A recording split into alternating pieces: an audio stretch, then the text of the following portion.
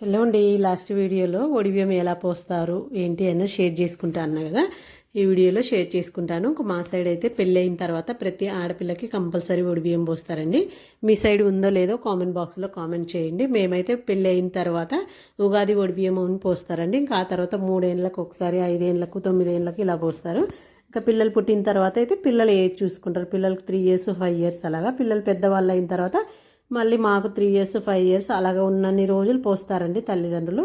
ఆడపిల్ల మంచిగా ఎప్పుడు చల్లగా ఉండాలని ఒడిబియ్యం పోస్తారు. నాకు తెలిసినంత వరకు అయితే మాకు వచ్చేసి ఒడిబియ్యంకి 1.5 కిలో బియ్యము, 3 రకాల పళ్ళు, వెల్లుల్లి, 2 ఖర్జూరాలు, అందులోకి దక్షిణ గాజులు, ఇంకా తాంబూలము, జాకెట్ ముక్కలు, 2 చీరలు, ఇంకా వైఫ్కి, హస్బెండ్కి, పిల్లలకి అందరికీ బట్టలు పెట్టేసి పోస్తారు. ఇలా 3 సంవత్సరాలకు అలా పోస్తారండి. ప్రతి తల్లిదండ్రులు ఉన్నంత వరకు, లేకపోయినా అన్న వదినలు కూడా పోస్తారు. ఇంకా ఆ తర్వాత వాళ్ళ ఇష్టం అనమాట. కంపల్సరీ ప్రతి ఆడపిల్లకి పోస్తారు.